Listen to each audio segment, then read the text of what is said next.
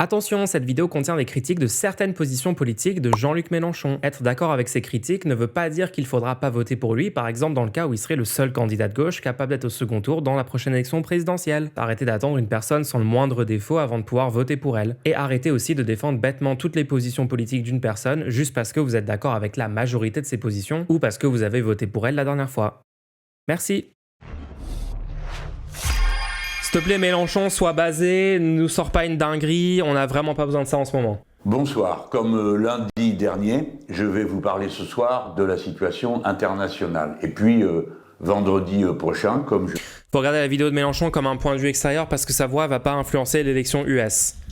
Alors je suis d'accord. Par contre, s'il a une take de merde, je vais quand même dire qu'il a une take de merde. Non, je suis désolé. Pour les élections aux États-Unis, pas moyen d'y échapper, c'est présent 24 heures sur 24.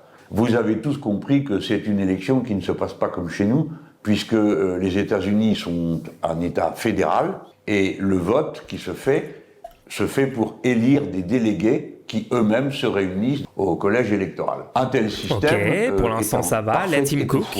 Il y a les républicains et les démocrates qui sont les grands candidats. Mais ne croyez pas qu'il y a qu'eux, il y a d'autres candidats dans cette élection, mais on n'en parle jamais. Déjà, pourquoi ? Parce que les grands candidats ont des millions de dollars qui leur sont donnés et qui leur permettent de se faire de la pub dans les médias nationaux, d'être écoutés de tous les côtés, et même de faire de la pub négative, ce qui est interdit en France. C'est-à-dire que M. Trump peut faire des messages hostiles à Mme Harris, et Mme Harris peut faire des messages hostiles à M. Trump, payés, ça passe sur les chaînes de télévision. La campagne de Trump peut faire des messages où ils disent que des hommes sont autorisés à battre des femmes en parlant en fait de Iman Khelif, la boxeuse au JO. C'est un pays spécial. Un choix réduit à 2 candidats. Jean-Luc pro Cornel West, non, je pense qu'il va être pro Jill Stein. Et on va écouter. Cornel West, ça serait encore bien pire, mais ouais. C'est un étouffoir à cause de la raison que je viens de mentionner, le système, puis il y en a une autre, le fric, et il y en a une troisième, c'est quand les 2 candidats disent la même chose. Alors, si tous les 2 disent la même chose, il n'y a aucun moyen de vouloir exprimer un autre point de vue ou de régler les problèmes qui se posent si les 2 parties apportent la même réponse. Par exemple, il y a un problème que vous connaissez au Proche-Orient, il y a un génocide qui est en cours contre la population palestinienne, il y a une invasion qui est en cours contre la population libanaise. Aux États-Unis d'Amérique, que l'on soit Trump ou que l'on soit Harris, les 2 couvrent le génocide. Non, Mélenchon, non. Juste renseigne-toi, pourquoi tu dis ça en fait ? Comment il peut ne pas connaître les différences de position entre Trump et Harris sur le Moyen-Orient ? Ça va jusqu'à Mélenchon, c'est pas possible. Mais comment c'est possible en fait ? Je sais pas, enfin... Comment moi, un random mec dans ma chambre qui tape juste sur Google position Netanyahou, Trump, etc., les relations, je trouve directement les différences majeures qu'il y a entre les démocrates et les républicains sur la situation israélienne et ce qui au moins il explique qu'il y a des différences. Les 2 couvrent le génocide. L'actuel gouvernement est démocrate et c'est lui qui livre les armes et qui donne les crédits à Israël tout en faisant de temps à autre des déclarations d'une hypocrisie totale en disant il faut assurer l'accès de l'aide humanitaire. Naturellement, ils ne font rien pour que ça ait lieu, mais surtout, c'est eux qui filent les bombes, qui détruisent les gens, et ensuite ils viennent dire qu'il faut leur donner de l'aide humanitaire. Vous voyez la comédie qu'est la différence entre ces 2 partis. Les 2, donc, M. Trump et Mme Harris, sont d'accord avec le génocide et apportent un soutien inconditionnel, plus ou moins, exprimé avec délicatesse, au gouvernement de M. Netanyahou. Oh la catastrophe. Ce qu'il dit sur les démocrates, c'est vrai. Mais pourquoi il dit jamais que Trump il serait 1000 fois pire ? On vient de lire des articles qui expliquent les relations très proches entre Trump et Netanyahou. On sait que Trump a offert des concessions énormes que les démocrates n'ont jamais offert à Netanyahou la dernière fois. Netanyahou est en train d'espérer à fond une victoire de Trump. Trump est aligné sur les positions du Likoud complètement, plus que les démocrates. C'est pire en fait. Un truc peut être nul à chier et un autre truc peut être nul à chier et pire. Je vous donne cet exemple parce que comme ça, c'est plus simple pour passer tout le reste. En plus, écoutez comment il le formule rhétoriquement. Il décrit en détail le problème avec la position des démocrates et là-dessus, je suis entièrement d'accord. Et après, il dit, voilà, donc les 2 sont d'accord, soutien au génocide. Et il explique pas, il donne pas, genre il est en train de mentir par omission. C'est exactement pour ça qu'on a réélu Borne, car c'est moins pire qu'un faf. Mais comment autant de gens comprennent pas ce truc ? capitalisme, ils sont d'accord sur le fait qu'il ne faut pas taxer les super bénéfices des entreprises, ils sont d'accord pour ne rien faire dans le domaine de la santé. Je crois que c'est même pas vrai, je crois que Biden proposait une taxe sur les transactions financières. Il y a des dettes étudiantes détenues par des grosses banques qui ont été annulées sous Biden, il y a eu des politiques pro-syndicales qui ont été menées, genre Biden a techniquement été plus à gauche qu'Obama dans sa mandature, hein. Il faudrait aller revoir et reciter toutes les politiques qu'il a menées en 4 ans, mais franchement les gens, faut pas minimiser, enfin là c'est vraiment... Le genre de rhétorique que Mélenchon est en train d'avoir est vraiment désastreuse. Hein. Un mec qui casse des smartphones a une meilleure position que Mélenchon, oui, objectivement. Un YouTuber dont le job c'est casser des iPhones pour divertir son public est plus basé que Mélenchon sur le sujet. Public, etc., etc., etc. Et bien sûr, les deux parlent un peu différemment de l'écologie, parce qu'au moins les démocrates sont d'accord pour reconnaître qu'il y a un problème. Son avis va pas changer le résultat de l'élection, mais j'ai pas dit ça, les gens. Voilà pourquoi c'est un étouffoir. Il y a d'espace pour ne parler de rien d'autre que de quelques sujets limités. C'est pourquoi les campagnes électorales aux États-Unis deviennent des batailles de personnes, des batailles d'insultes. Alors évidemment... Et Mélenchon, tu veux pas nous détailler, vu que tu nous as détaillé soi-disant le fait qu'ils sont complètement d'accord sur le capitalisme, sur... laisser les grandes multinationales faire ce qu'elles veulent, sur apparemment Gaza, etc. Même si ça c'est faux, mais bon ok. Tu veux pas nous détailler leur position du coup sur les droits des personnes trans ? Mélenchon, tu veux pas nous parler du droit à l'avortement pour les femmes américaines ? Est-ce qu'il y a des différences de position entre les deux candidatures là-dessus ? Maintenant, on nous met au pied du mur. Ce matin, j'ai regardé les émissions qui ont commencé, ce sont les matinales. Manuel Bompard était sur Public Sénat, voilà. Et à tous les deux, on leur demandait de prendre position. Bon, alors pourquoi pas, hein. Mais je rappelle qu'on n'est pas américain. Donc on prend position, ça n'a pas grand intérêt. Il faut dire ce que l'on défend, à quoi l'on pense, qu'est-ce qui nous paraît prioritaire à propos de cette élection. Alors je viens de faire la liste de ce qui pouvait montrer comment les deux sont d'accord sur les points essentiels, mais il est absolument certain qu'il y a une différence fondamentale entre les deux sur au moins un point de la liberté individuelle. M. Trump est contre le droit à l'IVG. Sur un point ? Sur un point, Mélenchon, sur le droit à l'IVG. Mais comment c'est possible d'être aussi désastreux ? Non, je suis désolé, les positions de Mélenchon sur l'international, mais c'est catastrophique. C'est n'importe quoi. C'est-à-dire à l'interruption volontaire de grossesse. Et le fait que Trump veut enlever Obamacare alors que Kamala Harris veut l'étendre à encore plus de gens, c'est pas une différence, ça ? C'est pas une différence de programme majeure entre ces gens-là ? Les gens qui font mourir sous un deuxième mandat Trump parce qu'ils n'ont pas d'assurance santé, parce que Trump leur a retiré, ils n'ont pas l'argent de se le payer sur le marché privé. Ça, Mélenchon, c'est pas une différence majeure ? Candidat full fasciste, pro-dictature, projet 2025, projet de subvertir les institutions, tentative de coup d'État la dernière fois, VS, Kamala Harris et Tim Walz, et il y a un point de différence entre eux, mais c'est de la folie de dire une chose pareille. Il est complètement perdu politiquement en fait. Trump a annoncé qu'il allait déporter 10 millions de personnes. Non, c'est pas une différence, ça. Ils sont d'accord là-dessus, BPT. Puisqu'il y a un seul point de différence, apparemment, c'est le droit à l'IVG, donc là-dessus, ils ont la même position. C'est un gars avec un déguisement de Mélenchon. Franchement, j'espère qu'ils ont cloné Mélenchon et que là, c'est son clone défectueux. Hein. C'est comme si tu disais Zemmour et Jadot, c'est pareil. Oui, c'est... Et encore, Trump est plus à droite que Zemmour. Trump est plus ouvertement fasciste que Zemmour. Madame Kamala Harris défend cette idée. De ce point de vue, et c'est une différence de fond, c'est pas une différence de détail, parce que ça concerne la liberté individuelle de la moitié du genre humain, c'est-à-dire des femmes. Si bien que, quand on comprend que la campagne électorale a été réduite à peu de choses, et qu'elle passe à côté de tous les grands problèmes qui sont posés à la vie quotidienne des Nord-Américains, et dont la réponse est dans la critique du système capitaliste, par exemple. En fait, moi, ce genre de truc, ça m'inquiète vraiment, parce que je me dis que Mélenchon, sur des points quand même super importants, enfin, je veux dire, là, c'est littéralement des connaissances ultra basiques que, genre, avec une recherche Google de 10 minutes, tu peux avoir, hein. T'intéresser au programme, au projet politique des candidats dans littéralement la première puissance mondiale. Tu pourrais jamais dire des choses pareilles, juste si t'avais fait ça, en fait. Donc, en fait, c'est super inquiétant. Ça veut dire qu'en fait, Mélenchon, et on l'a déjà vu sur des plateaux, il est capable de sortir des dingueries, genre, la dernière semaine de l'élection, vous allez voir, ils vont nous sortir un attentat. Genre, il est capable de sortir des takes complotistes, il est capable de sortir des... BPT, théorie, c'est une prise de position populiste, de merde et obscurantiste. Je pense que tu le regardes avec des lunettes teintées de rose, hein, parce que Ça veut dire que là, t'es en train de me dire que tu penses qu'en privé, si on avait une conversation garantie qui fuiterait pas, qui est full privé, etc., il nous dirait non mais les gars, je sais très bien ce que vous dites, tout ça c'est vrai, moi je fais semblant d'avoir ce truc-là publiquement pour draguer les confus débiles pro-Trump en France. Mais il y en a même pas des confus débiles pro-Trump en France, il y en a même pas. Des sondages ont été faits en France sur comment les Français y voteraient, il y a genre 20% des gens qui voteraient Trump. Salut Mathildo, comment ça va? C'est littéralement ce que je sens. Ouais mais dans ce cas c'est débile. Non mulch pour draguer la gauche, c'est pire que ce que tu penses. Genre la gauche de rupture est d'accord que Kamala Harris est plus pro-génocide que Trump ou pareil que Trump et du coup on épouse cette position bêtement pour la gauche Twitter. Oh non, non, non, non. Oh non. Mais Mélenchon, si t'es en train de faire ça, Mélenchon, c'est contraire à ce que toi-même tu dis. Va réécouter tes propres conférences où tu nous dis le pari qu'il faut faire, c'est le pari de l'intelligence.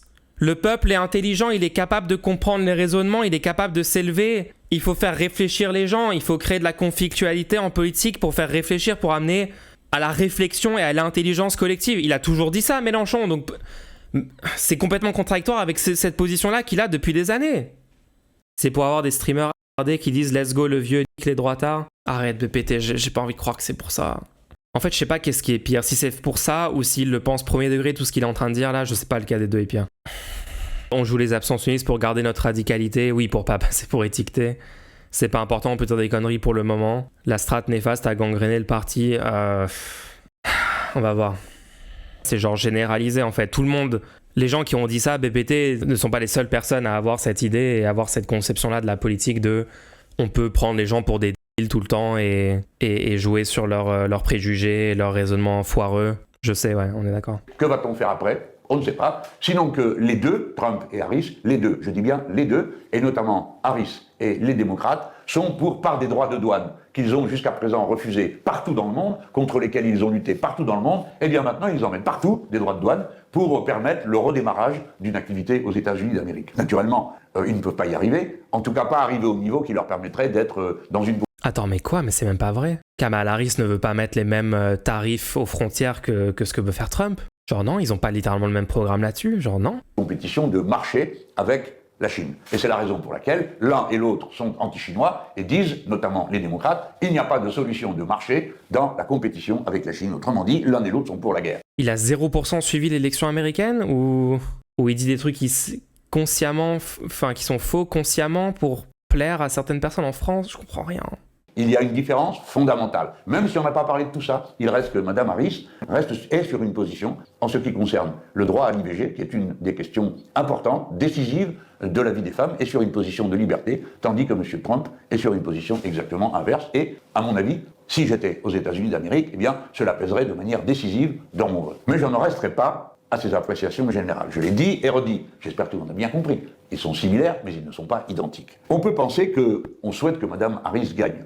Je vais vous dire bien franchement, sur le fond, ça ne changera pas grand-chose, sinon qu'il y aura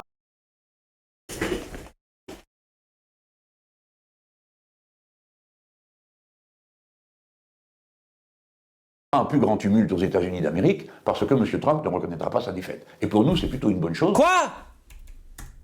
Je vais vous dire bien franchement, sur le fond, ça ne changera pas grand-chose, sinon qu'il y aura un plus grand tumulte aux États-Unis d'Amérique, parce que M. Trump ne reconnaîtra pas sa défaite. Et pour nous, c'est plutôt... Oh putain. Ça change rien entre Harris et Trump, si ce n'est que si c'est Harris qui gagne, ça sera plus le chaos dans le pays parce que Trump va pas reconnaître sa défaite. C'est un malade. Plutôt une bonne chose, parce que si les États-Unis d'Amérique sont en dispute avec eux-mêmes, ils lâcheront prise peut-être sur le reste du monde et cesseront de vouloir se mêler de tout partout.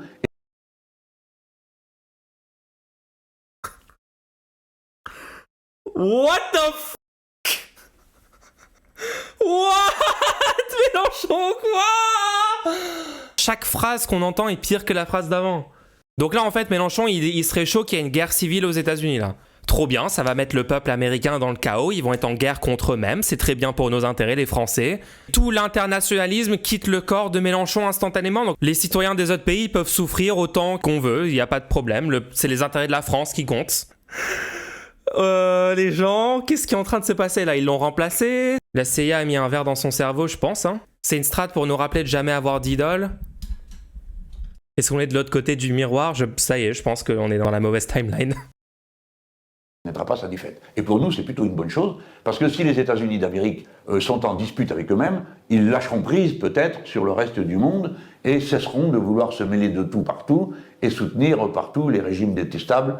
Donc il est en train de dire, il faut préférer Kamala parce que ça va créer un chaos en interne dans le pays, parce que Trump va contester, donc ça sera plus le chaos, ce qui est bien, parce que ça va réduire l'impérialisme américain, mais déjà, à quel moment le chaos interne dans la situation interne des US va forcément mener à moins d'impérialisme américain dans le monde? Ça n'a aucun sens. Par contre, je suis d'accord qu'avec les démocrates, il y aura moins d'impérialisme, mais c'est parce que les démocrates sont moins pro-impérialisme que les républicains. Trump est ami de Poutine, Trump est ami de Netanyahou, Trump, il adore Erdogan, il est pote avec tous les régimes autoritaires dans le monde. Mulch, tu penses quoi de ma take? Il faut pas qu'il se présente en 2027, sinon on perd maintenant. Je suis pas un pré-shot prêt. Ok, non, BPT, t'as raison tout le temps, surtout. Je pense qu'on peut arrêter d'avoir un doute là-dessus maintenant. Sinon, est-ce qu'on rappelle le concept de stratégie du chaos qui dit littéralement l'inverse? Mulch, il faut vraiment que tu prennes un café avec Mélenchon maintenant pour le faire changer d'avis. Si seulement c'était possible, hein. T'es rentré dans les bons réseaux, faut juste pousser un peu. Vous êtes tellement délus. Vous pensez que moi je suis rentré dans un quelconque réseau de qui que ce soit? En fait, vous pensez, quand je dis je suis exfiltré des enfilés, vous pensez que c'est vraiment une blague? Je veux aller plus loin. Je lis, Madame Harris est le moindre mal par rapport à M. Trump. Je ne suis pas d'accord avec ce type de morale. Je crois qu'on a trouvé en fait le boss final de l'incompréhension de voter pour le moins pire. Attendez. Madame Harris est le moindre mal par rapport à M. Trump. Je ne suis pas d'accord avec ce type de morale. Le moindre mal, c'est toujours le mal. Et comme disait Hannah Arendt, ceux qui font le choix du moindre mal oublient qu'ils ont choisi le mal.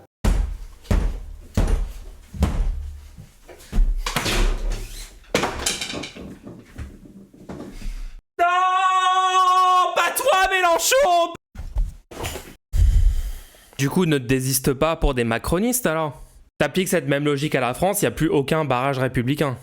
Est-ce qu'on peut faire comme si cette vidéo n'existait pas? Ouais, je suis en train de dissocier entièrement là, faut que je réécoute ce qu'il a dit. Et comme disait Hannah Arendt, ceux qui... Donc je rappelle, le truc de Hannah Arendt, c'est le même truc que Denis Robert. Il y a peut-être des gens qui sont en train de m'écouter du coup qui faut peut-être que j'explique pourquoi du coup ce qu'il dit est faux. Donc là, sa justification pour dire en fait la logique de choisir le moindre mal, c'est quand même mal. Tout ce qu'il donne pour justifier sa logique, c'est de citer une citation de Hannah Arendt. Donc il utilise un procédé rhétorique fallacieux où on joue sur le fait qu'on cite une personne qui est respectée, qui est considérée intellectuelle, historiquement une figure importante, ce qui est vrai. Mais par contre, elle avait tort sur cette question-là. C'est assez mauvais comme raisonnement de dire, en choisissant la moins pire des deux options, genre, est-ce que tu veux qu'on t'ampute le bras ou est-ce que tu veux mourir? Parce que là, si on t'ampute pas ton bras est gangréné, en fait, tu vas mourir.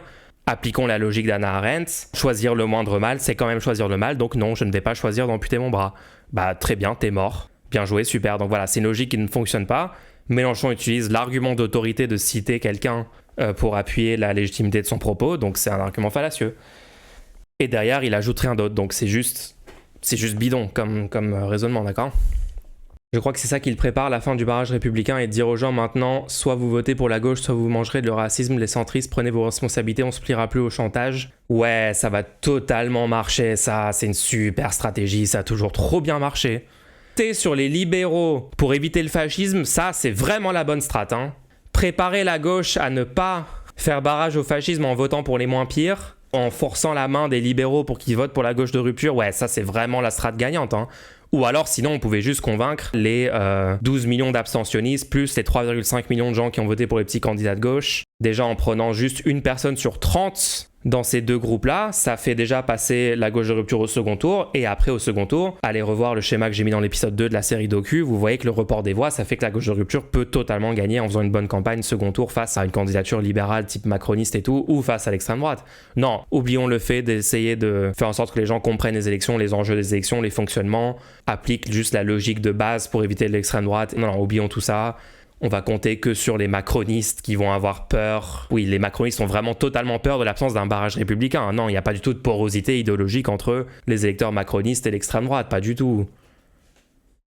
Ça n'a aucun sens. Tu crois vraiment que si demain on a des législatives, les gens de gauche vont à nouveau accepter de faire barrage? En tout cas, ils doivent le faire. En vrai, à quoi sert de faire barrage républicain maintenant que les libéraux font un gouvernement commun avec l'extrême droite? Moi, j'aime même pas le terme barrage républicain parce que, à mon avis, il est plus flou que juste simplement le principe général de quand il y a seulement 2 options possibles, il faut que la moins pire advienne. Donc, à quoi ça sert? Pour éviter la pire option.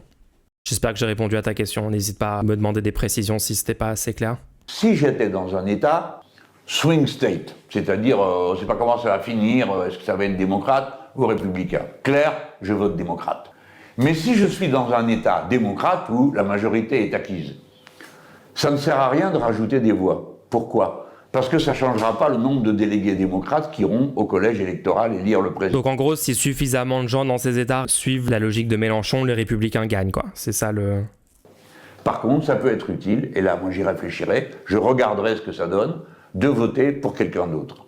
Et pour ce qui me concerne, si j'étais dans ce type de situation, c'est-à-dire dans un État où la majorité démocrate est assurée, eh bien je pense que je voterai vert. Je voterai vert parce que le programme des Verts est extrêmement proche de celui des Insoumis. Je parle. Donc, au cas où vous n'êtes pas au courant de la situation politique américaine, le parti des Verts américains a 0 chance d'être au pouvoir aux États-Unis à aucun moment en fait. Leur système de financement de parti, leur système est complètement verrouillé dans le bipartisme. Quand il s'agit de la présidence de la République ou de la majorité au Congrès ou au Sénat, etc., il n'y a que les démocrates et les républicains qui peuvent avoir des sièges conséquents là-dedans. Donc je sais qu'il y a des gens de gauche aux US, des gauchistes complètement idéalistes, déconnectés, pas du tout pragmatiques, etc., qui ont comme projet de faire monter un 3e parti plus à gauche que les démocrates. C'est absurde, c'est un projet absurde. Je suis d'accord qu'il faut pousser les démocrates plus vers la gauche parce qu'ils ne sont pas suffisamment dans la rupture avec le statu quo néolibéral américain.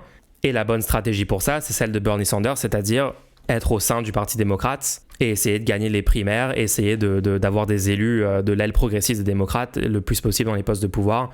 Et c'est ce qu'ils font, hein, Ocasio-Cortez, Ilhan Omar et plein d'autres personnes comme ça qui font le taf dans le Parti démocrate. Et non pas la strate de faire monter un 3e parti. Donc là, Mélenchon est en train de donner la même position que les gauchistes Twitter américains qui comprennent pas le fonctionnement de leurs propres institutions, et de dire il faut voter Jill Stein dans les États qui sont pas des swing states. Encore une fois, je sais pas s'il a une ignorance et une incompréhension du système électoral américain, ou s'il sait qu'il dit n'importe quoi et il dit ça pour faire un sorte de signalement de vertu. Je sais pas pourquoi, hein, c'est impossible de vraiment savoir ce qui se passe dans sa tête au moment où il dit ça, mais les gens qui auraient voté Kamala Harris, qui hésitent entre Kamala Harris et Jill Stein, s'ils votent Jill Stein, ils diminuent les chances de victoire de Kamala Harris. En tout cas, ils réduisent la marge de victoire de Kamala Harris. En plus, on sait que les marges de victoire dans ces élections sont absolument essentielles. Heureusement qu'il n'y a aucun Américain qui écoute Mélenchon. BPT, JLM, ne votez pas Mélenchon face à Macron car il ne veut pas vraiment sortir du capitalisme. Votez communiste, NPA ou abstenez-vous pour envoyer un message. Si t'appliques sa propre logique à la situation française, oui, du coup, tu dis ça, ouais. Ouais. Du coup, le vieux nous la joue vote du cœur. Ouais, c'est comme s'il y avait une série documentaire faite par un petit youtubeur qui monte, malgré le silence des médias, pour expliquer... Ce ne sont pas des démocrates, c'est tout, c'est pas des démocrates.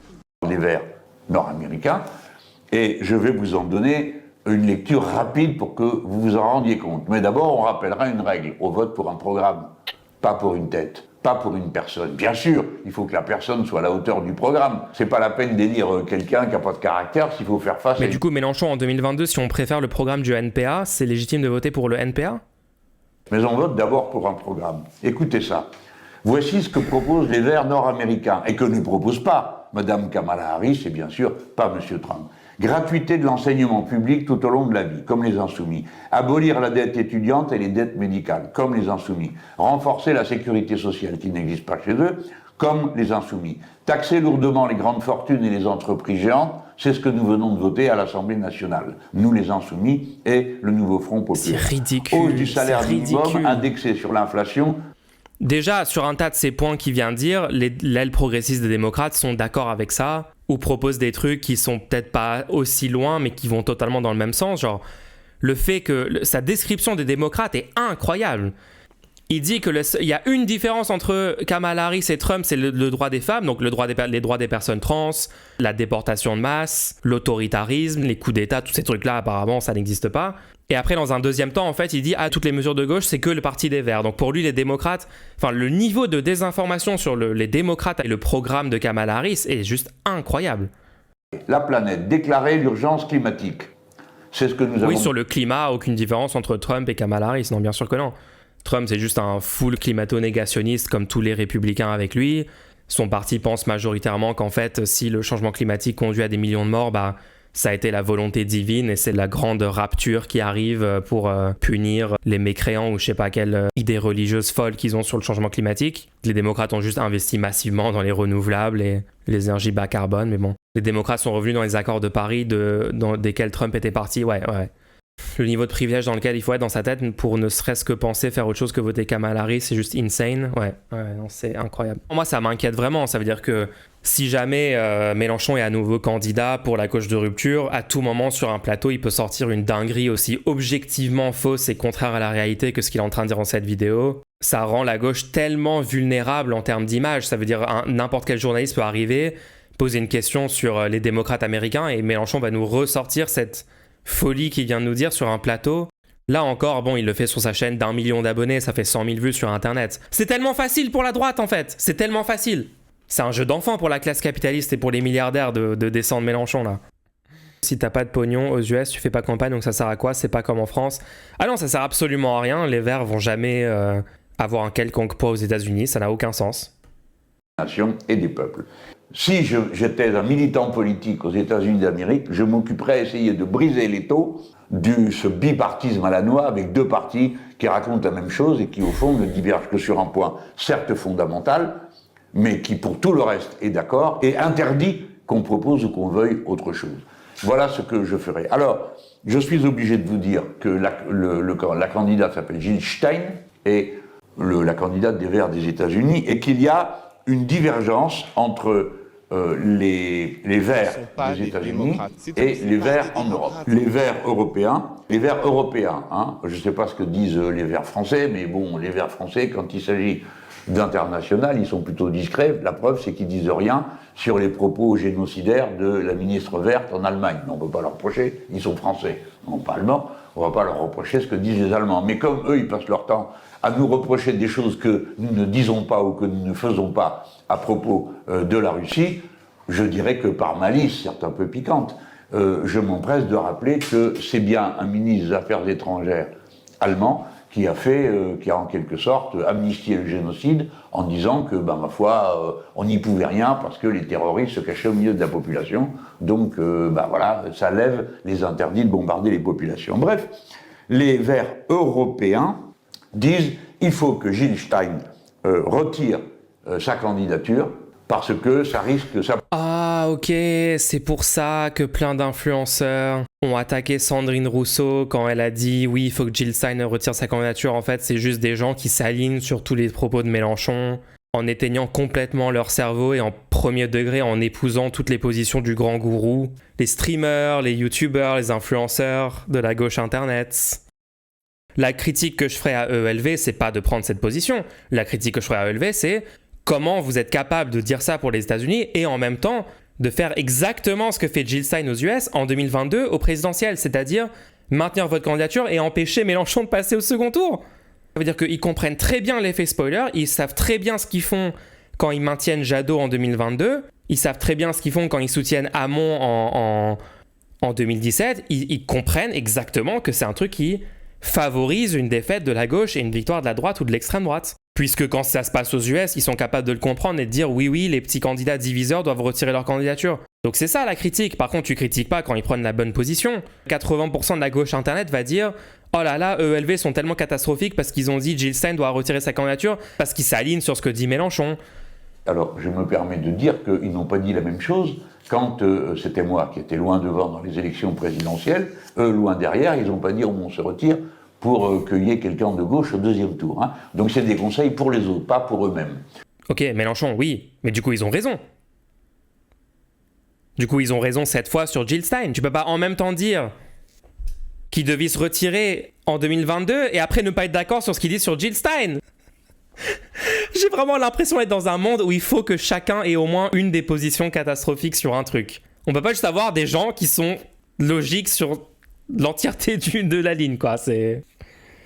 Et ils disent, outre les guerres font rage et l'autoritarisme se développe dans le monde entier, en ce moment crucial, l'Europe a besoin de Kamala Harris en tant que présidente des États-Unis pour être un partenaire fiable et pour prendre les mesures urgentes et décisives qui s'imposent face à la crise climatique et pour instaurer une paix juste et durable au Moyen-Orient. Alors, je veux bien entendre que M. Trump soit belliciste, mais Mme Harris l'est tout autant. Non, pas tout autant. Trump est pire sur tous les plans là-dessus. Et il n'est pas vrai que l'Europe ait besoin de Mme Kamala Harris pour avoir une paix juste et durable au Moyen-Orient, vu que ce n'est pas son problème à Mme Kamala Harris et qu'elle soutient le gouvernement de M. Netanyahou. Et moins que Trump. Netanyahou souhaite que Trump arrive au pouvoir.